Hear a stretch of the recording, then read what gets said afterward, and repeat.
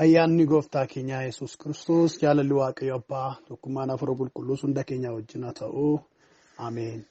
Gooftaa Yesuus Kiristoositti kan jaallatamtan ijoolleen gooftaa iddoo garaagaraa kan jirtanii sagaleen Waaqayyoo kun waldaa Maraanaataa Yesuus keessaa kan onlaayinii irratti argamtu irraatii tamsa'uudhaan kan isin qaqqabu miseensonni waldattis tajaajiltoonni ishees akkasumas namoonni karaa miidiyaa waldattiin qabduutiin sagalee Waaqayyoo kun isin qaqqabu.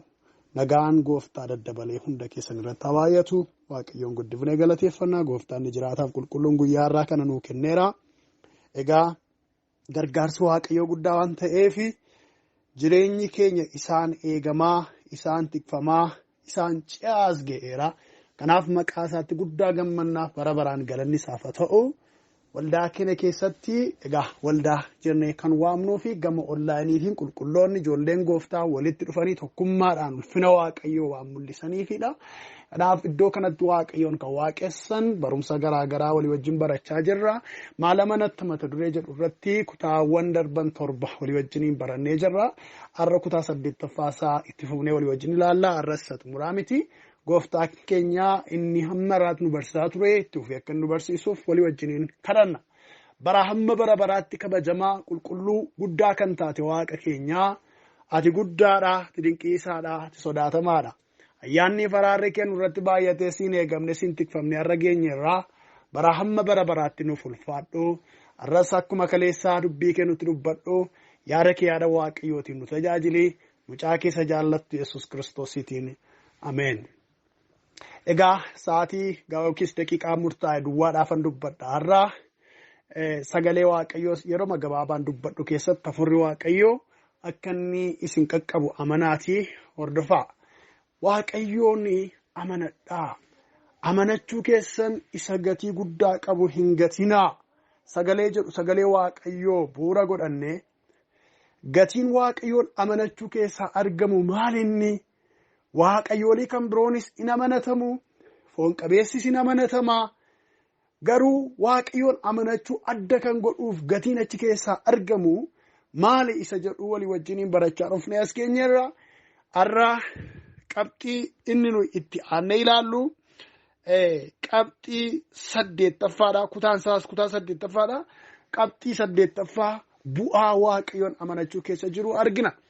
Ilaalla. Innis leencaan nyaatamuu nama oolchaa kan jedhudha. Sagalee Waaqayyoo keenyaa keessaati kutaan sagalee kana ibsu yookiis jecha kana ibsu kan walii wajjin ilaallu. Macaafa Daani'eel Raajichaa boqonnaa 6 lakkoofsa 19 hanga 23 irratti sagalee barreeffamee jirudha. Macaafa Ermiyaas Daani'eel Raajichaa boqonnaa 6 lakkoofsa 19 kaasee kan jiru. Hanga 23tti kan jiru dubbii gooftichaa nan dubbisa akkasidha. Ganama akkuma lafti bari'een mootichi ka'ee ariitiidhaan gara boolla leencotaa dhaqe. Gara boollichaa isa Daani'eel keessa tureetti yommuu dhiyaate immoo sagalee yaaddootiin yaa Daani'eel hojjetaa Waaqayyoo jiraataa Waaqayyoo kee inni ati ittuma fuftee waaqessitu afaan leencotaa keessaa si oolchuu danda'eera jedhee guddisee gaafate. Daani'eel immoo deebisee mootichaan yaa mootii bara baraan jiraadhu Waaqayyoon koo ergamaa isaa ergee afaan leencotaa cufsiisee kanaaf isaanii ana hin miine ani isa duratti mudaa malee nan argame si durattis yaa mootii dabaa hin hojjennee jedhe. Ooluu isaatiif mootichi baay'ee gammadee Daani'eel boollicha keessaa akka ol baafamuu fi Daani'eel boollicha keessaa akka ol baafamu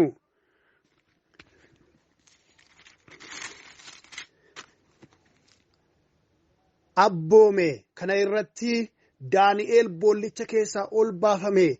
Waaqayyoo isa amanatee waan tureefis miidhamni tokko illee isa irratti hin argamne. Ameen. Maal godhee waan tureefi Waaqayyoo isa amanatee waan tureef maaltu irratti hin argamneedha? Miidhamni tokkollee itti hin argamneedha. Eessa bulee? Boolla leencaa keessa bulee.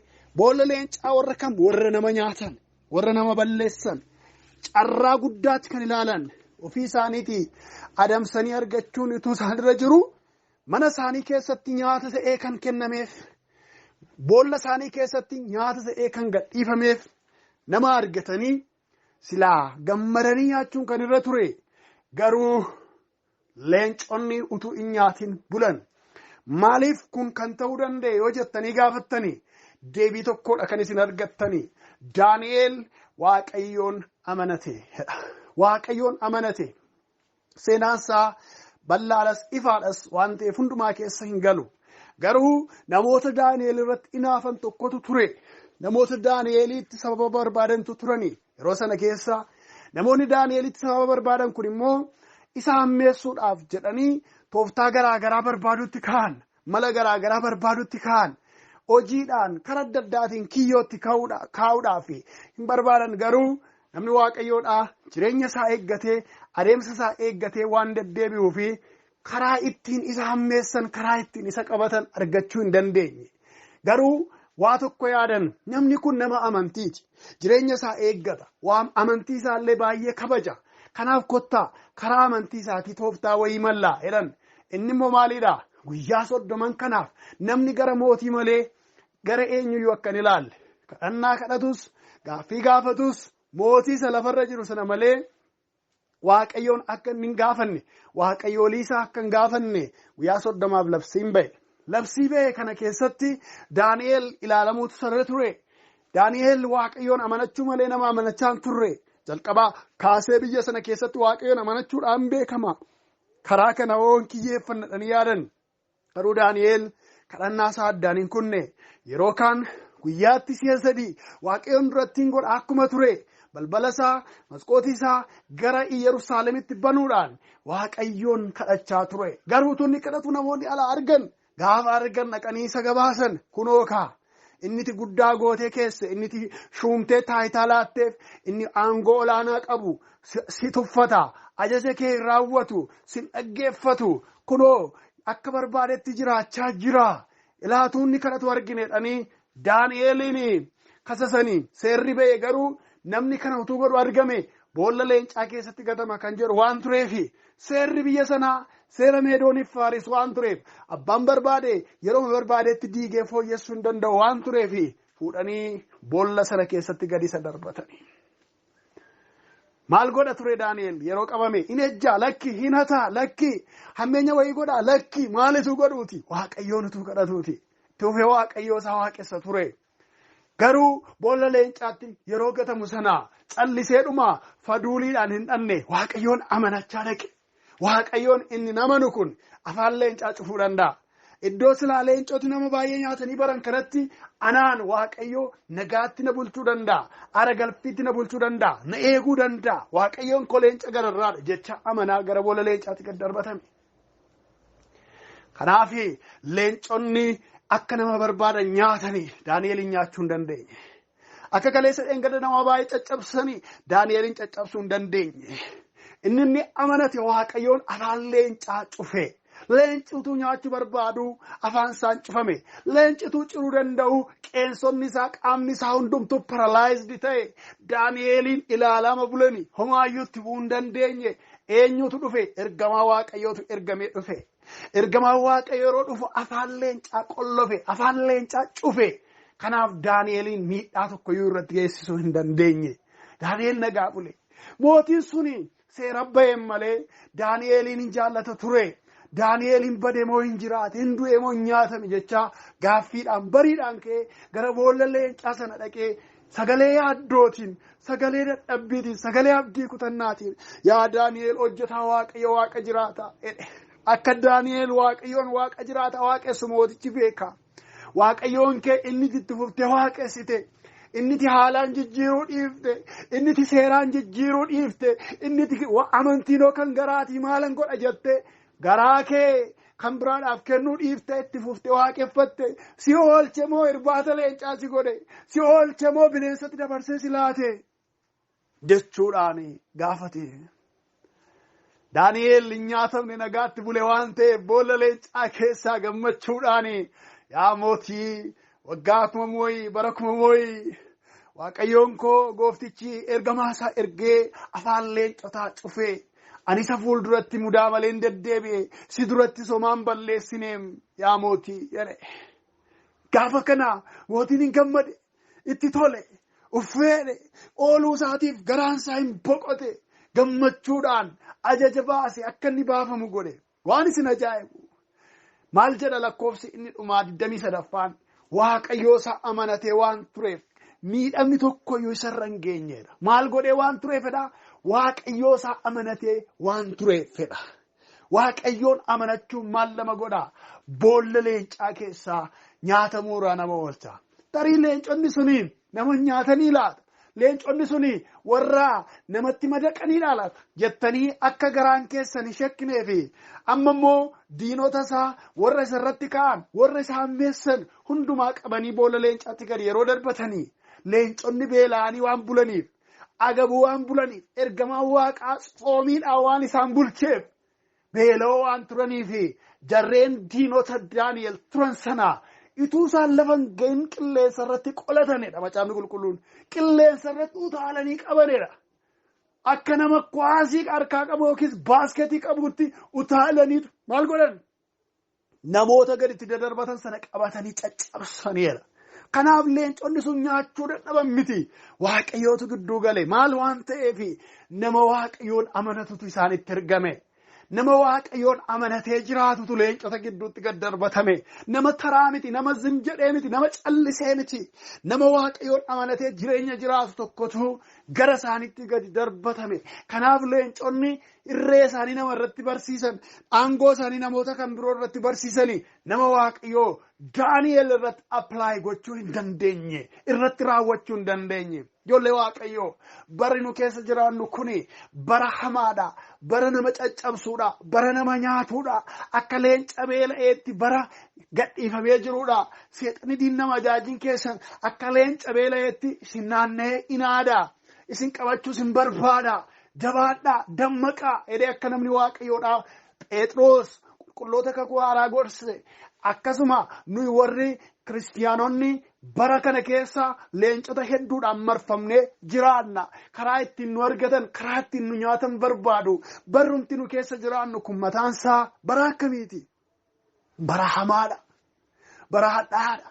Bara nama baay'ee nyaate, ola deemaa baay'ee nyaate, dhaloota baay'ee karaadhaa deebise, dhaloota baay'ee caccabsee maseense, karaatti hambiseedha barri kun.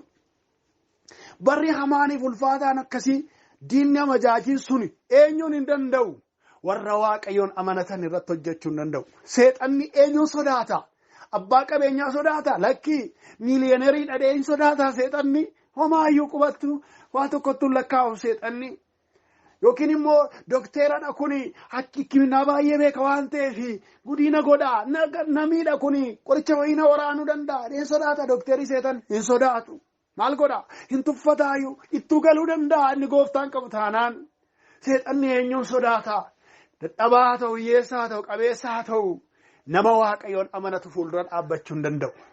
Leenci hamaan nama waaqayyoon amanatee jiraatu irratti hojjechuu hin danda'u. Waaqayyoon warri amanatan, waaqayyootti warri of gatan, waaqayyootti warri irkatanii afaan leencaa cufanii darbu malee ittiin hin nyaatamanii. Hammeenyi baraa hammam yoo jiraate, hammeenyi baraa hammam yoo ulfaate, ijoollee waaqayyoo warra waaqayyoon amanatan irratti hojjechuu hin danda'u. Kanaaf maal godhaa ijoollee gooftaa? Mee amanachuu keessan kana waanuma salphaatti hin ilaalina. Isa yaa gooftaa jettan kana, isa Yesuus jettan kana, isatti of gattanii jiraattan kana, mee waanuma salphaadhaan seenaa ijoollee waaqayyoo. Inni isin amanattan, inni isin itti of gattawaa amantiin keessan kuni bu'aa guddaa qaba. Faayidaa guddaa qaba. Ijoollee waaqayyoo kanaaf amanannaa keessan sagatii guddaa qabu sana hin gatinaa. Sagalee waaqayyoo kan jedhuuf kanaafidha. Maal godhaa amanannaan keenya? Leencaan nyaatamuu nu baraara. Leencaan nyaatamuu nu oolcha. Leenca nama kan biraa caccabsuun caccabuu, lafee kan biraa caccabsee bareen caccabsuuf hamuumachaa nutti dhufu irraa nu baraara, nu oolcha, nu of galcha. Waaqayyoon amanachuu keenyatti hajabaannu. Qabxiin 8ffaan leencaan nyaatamuu nama oolcha isa jedhudha. Qabxiin itti aanu immoo kiyyoodhaan qabamuu nama oolcha. Kiyyoodhaan qabamuu nama oolcha.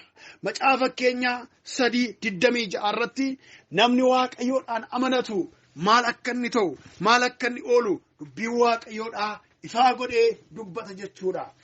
Faayidaan inni qabxiin salgaffaan nuni walii wajjin hin ilaallu waaqayyoodhaan amanachuun kiyyoodhaan qabamuu nama oolcha. Kiyyoo garaagaraatu jira. Kiyyoo namoota baay'ee kiyyeessanii karaatti hambisan garaagaraatu jira. Namni baay'een qixab garaagaraa ga'uudhaaf yaadamu hedduun kiyyoodhaan qabamee yeroo inni nyaatamu yeroo inni karaatti hafu hedduu argineerras argaas oolla. Garuu yoo waaqayyoodhaan amanatanii kiyyoo namarratti hin hojjetu. Maal jedha? Macaafa Fakkeenyaa 3:26 waaqayyoo amanannaa kee in ta'a. Miilli kee kiyyoodhaan akka hin qabamneef in eega. Waaqayyo amanannaa kee in ta'a. Miilli kee kiyyoodhaan akka hin qabamneef in eega. Galanni waaqayyoo keenyaaf haa ta'u. Gaafa waaqayyoon keenya amanannaa namaaf ta'u miilli namaa akka inni kiyyoodhaan hin qabamne godha. Kiyyoo baay'eetu jira. Dhaloonni kan inni ittiin qabamee deemsa dadhabe. Dhaloonni kan inni ittiin qabamee jireenya harkaa bade. Dhaloonni kan inni ittiin qabamee lafa namni ga'uu danda'u kan inni ga'uu dadhabe. Kiyyoo garaagaraatu jira. Namni isin fagoo ga'a jettanii yaaddanii gama jireenyaa barnoota isaatiin jireenya lafarraatiin akkasumas immoo gama guddina hafuuraatiin namni isin fagoo ga'a jettanii yaaddanii utuu lafa yaadame hin ga'iniini. Karaatti utuu nafuu abaluu karaatti hafe isheen karaatti hafte jechuu dandeenya jechaas oolla. Akkasuma namni tajaajila isaatiin fagoo ga'a jedhamee yaadamu tajaajila isaatiin laga hedduu qaxxaamura jedhamee yaadamu hedduun sababa kiyyoon garaagaraa isa kiyyeessuuf karaatti hafee deemsi isaa jalaa okkolaa ta'ee argina. Laga namni ce'uu danda'u ce'uu dadhabuudhaan karaatti hafa. Maaliif kiyyootu qabee karaatti hambisa?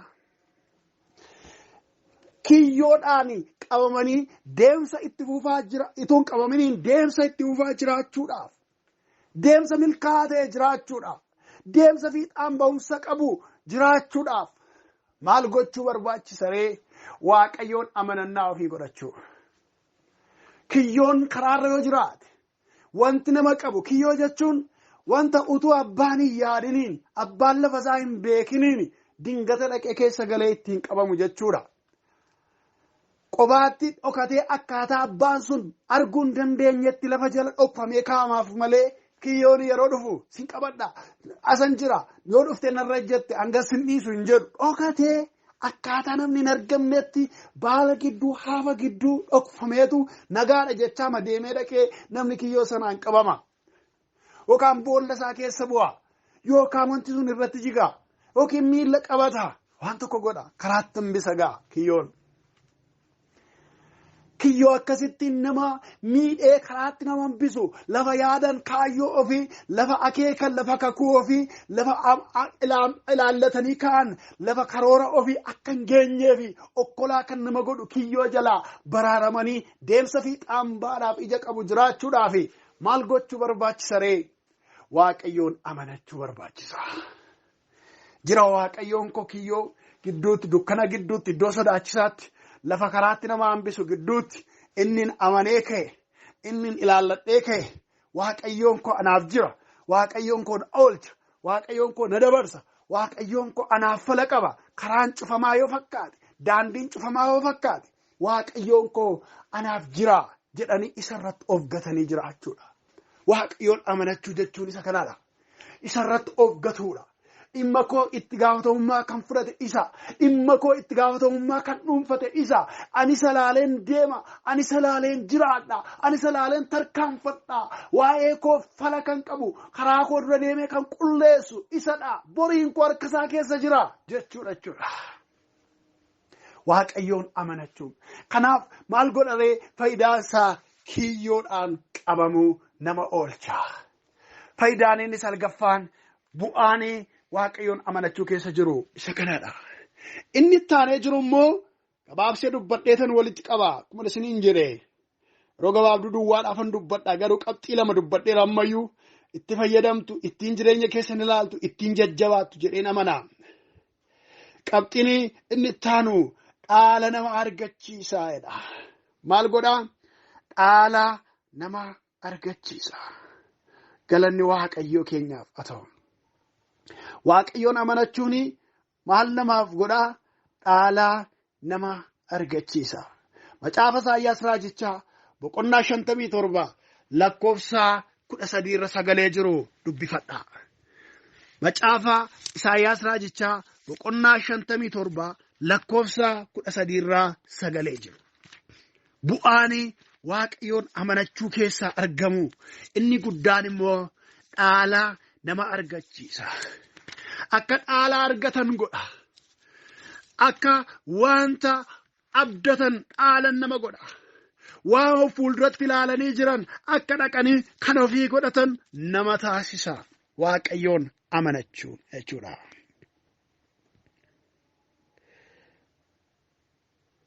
Kanaaf maal gochuudha? Waaqayyoon amanannee tarkaanfachuudha. Waaqayyoon amanannee jiraachuun nurra jiraatachuudha. Sagalee Waaqayyoo Isaayyaas 57:13 irraa akkasidha. Yommuu isin gargaarsaaf iyyitan waaqayyooliin keessanii warri baay'een mee isin oolchanka. Hundumti isaanii qilleensi afuufee in fageessa. Isaan hin balleessasi. Namni ana Waaqayyoon amanatu garuu lafa hin dhaala. Tulluu koo isa qulqullaas qabeenya isaa hin godhata jedhe. Galanni Waaqayyoof haa ta'u. Kutaawwan biroonis jiru. Kanuma yennaa dubbanne gaala. Waaqayyoo waa'ee ofii isaatiitii fi waa'ee waaqayyoolii tolfamoo kan biroo wal bira qabee dubbate. Warroonni waaqayyoolii tolfamoo amanatanii yeroo rakkinni dhufu, yeroo gidiraan dhufu, yeroo yaaddoon dhufu, yeroo sodaan dhufu, yeroo dhiphinni dhufu, haalli ulfaataan yeroo dhufu, haalli jibbiisaan yeroo dhufu, waaqayyoolii tolfamoon silas waaqayyoolii tolfamoodha. Miilla qabu malee hin deemanii, harka qabu malee hin qaqqabatanii, ija qabu malee hin arganii, afaan qabu malee hin dubbatanii, maqaa qabu malee gochuu hin danda'an waan ta'eef waaqayyoolii tolfamoon eenyuun iyyuu oolchuu hin danda'an. Fakkeenyumaaf ta'u akkuma qodaa mana keenya keessa jiru keessaa tokkooti. Akkuma meeshaalee mana keenya keessa jiru keessaa tokkooti. Qodaan mana keenya keessa jiru yoo nu sochoofne malee waan socho'u hin qabu. Yoo nu tuqnee sochoosne malee tuqamanii ofii isaaniitiin hin socho'anii. Warri maashiniin illee waan isaan sochoosu tokko barbaadu. Ofii isaaniitiin wanti isaan godhan hin jiru. Adjaastimentii wayii barbaadu. Piroograamii wayii barbaadu. Waaqayyoolii tolfamoon hamma kanallee hamma kompiitaraallee waa hojjechuu hin danda'an. Mukadha, sibiiladha, dhagaadha, dhoqqeedha wanta irraa hojjetamanii. Kanaaf yeroo dhalli namaa dhaqee isaaniin amanatu waaqayyoolii tolfamoo sanaa fi warra waaqayyoolii tolfamoo waaqeffatanii fi warra isa waaqeffatan isa amanatan gidduu fakkeenya fudhatee dubbata. Ilaa mee waaqayyoolii tolfamoo keessan warri isin waaqessitan, warri isin amanattan, isin haa oolchanka. Isaanoo akka afuuffeet qilleensa afuufee isaan hin balleessa. Garuudha. Namni ana waaqayyoon amanatu maal taare waaqayyo ofii isaan kompeer godhe. Maal godha? Namni ana waaqayyoon amanatu garuu maal godha? Lafa hin dhaala. Dhaala hin argata. Tulluu gosa qulqullaarra hin gammada. Hin jiraata. Maqaa waaqayyoodhaa ulfaatu. Waaqayyoon amanachuu keessa dhaala argachuutu jira ijoollee waaqayyoo. Dhaalli kuni lafa kanarra yeroo jiru eebba nuyi argannu. Akkasumas immoo biyya waaqaraa irratti immoo gonfoo nuyi dhaallu, biyya nu dhaallu bara baraan, biyya jireenya bara baraa keessatti gammannu. Tullu waaqayyo gaara waaqayyo wajjin irra jiraannu sanatti nama baasa. Kanaaf waaqayyoon amanachuun dubbii salphaa miti. Amanannaan keenya gatii guddaa qaba. Amanannaan keenya bu'aa guddaa qaba. Kanaaf ijoollee waaqayyo irra deddeebi'an isinitti dubbadha. Amanannaa keessan isa gatii guddaa qabu hin gatinaa. Inni maal godha? Inni leencaan nyaatamuu nama oolcha. Inni maal godha? Kiyyoodhaan qabamuu nama oolcha. Inni maal godha? Dhaala nama argachiisa. Galateeffanna gooftaa. Bara hamma bara baraatti galanniif ulfinni siifatu yaa waaqayyoo. Yeroo dinqisiisa akkasii kanatti sagalee kee isa jiraataa nutti dubbattee akka nuyi si malee eenyurrayyuu qalbii keenya hin kaannee fi si duwwaa amanannee bu'aa si amanachuu keessa jiru akka nuyi argannuuf nu barsiifte, nu jajjabeessite, nu gorsite, sagalee kee ergite, maqaan kee maqaa gooftaa keenya fayyisaa keenya Yesuus Kiristoosiin bara baraan haa galateeffamu. Teessoo kee isa jajamaa, isa ulfina qabeessa gubbaarratti bara hamma bara baraatti nuuf ulfaadhu. Waaqayyo si jajannaa, si galateeffannaa, sagalee kee kanaaf si haa galatu. Dubbii ati amma nutti dubbatte kana galaa godhannee, jireenya godhannee ittiin akka deddeebinuuf nu gargaari. Dhugumaan yaa Waaqayyo si amanachuudhaan leenca nu gaadu akka baraaramnu, kiyyoo nuuf kaame akka baraaramnu, dhaalati nuuf qopheessitetti akka baanuuf maqaa gooftaa maqaa Yesuusiin nu gargaari. Amajaajii isa dubbii dhugaa kana nama keessaa fuudhu, amajaajii isa jireenya namatti bitaacheessu kana billaa kee billaa Waaqayyootiin nurraa loli. Nagaa kee nuuf baay'isi, yeroo keenya irratti ulfaadhu, maqaa gooftaa maqaa Yesuusiitiin ameen. Waaqayyo gooftaan isin haa eebbisu. Yeroo gabaabaa gidduutti sagalee kana dubbadhee dhimmootaaf sagantoolee walirra oolan kan biroo waanan qabuufi egaa isin gidduutti argamu waanan qabuufi sagalee gabaabaa kanaan dhufeera. Akka isin itti fayyadamtan abdii guutuun qabaa. Hafuurri Waaqayyoo ittiin hunda keenya gargaaru. Maqaa gooftaa maqaa Yesuusiin eebbifamaa. Nagaatti naa tura.